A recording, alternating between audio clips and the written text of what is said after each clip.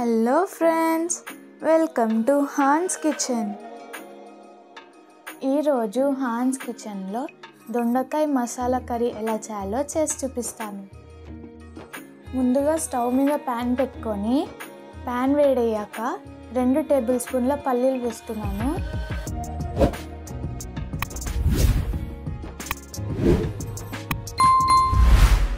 అలాగే 1 table spoon నువ్వులు వేస్తున్నాను.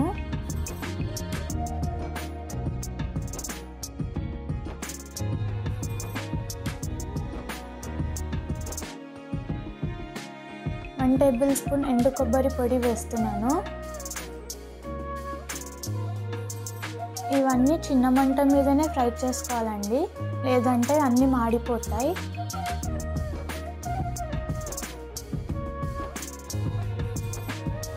ఇవి వేడి చల్లారాక మిక్సీ గిన్నెలోకి వేస్తున్నాను.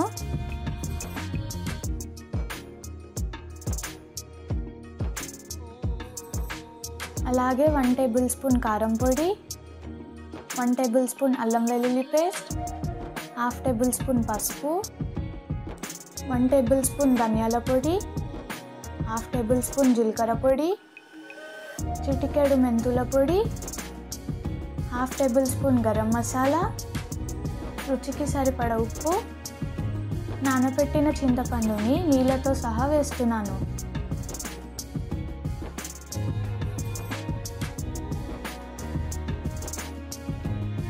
ఇలా మెత్తగా పేస్ట్ చేసి పక్కన పెట్టుకోవాలి.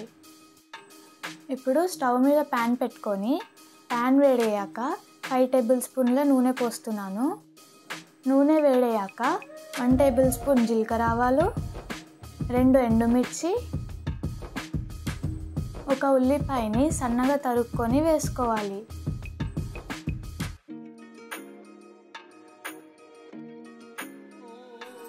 ఉల్లిపాయలు కొంచెం ఫ్రై అయ్యాక 4 పచ్చిమిర్చిని పొడుగుగా కట్ చేసి వేస్తున్నాను.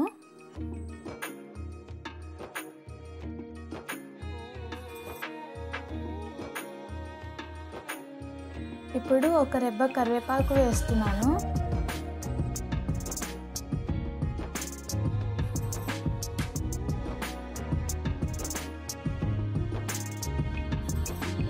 ఇలా మంచి ఫ్రై అయ్యాక 1/2 కిలో దొండకాయలని నిలువుగా కాట్లు పెట్టుకొని వేస్తున్నాను.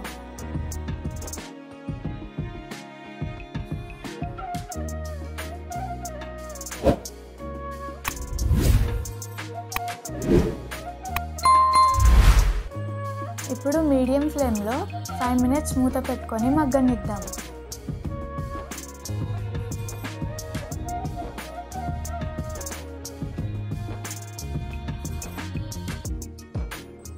చూసారు కదా, దొండకాయలు అన్నీ ఆయిల్లో మంచిగా మగ్గిపోయినాయి.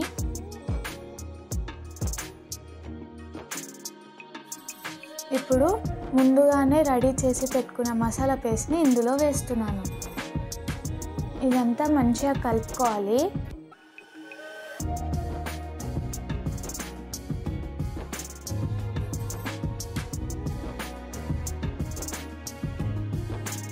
ఇందాకటి మసాలా గిన్నెలో 1/2 గ్లాస్ వాటర్ తీసుకొని పోస్తున్నాను.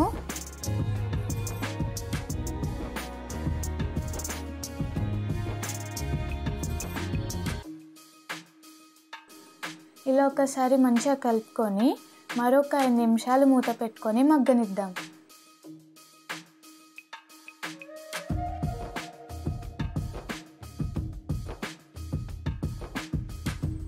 చూసారు కదా, కర్రీ అంతా మంచిగా ఉడికి ఆయిల్ అంతా మీద తేలుతుంది.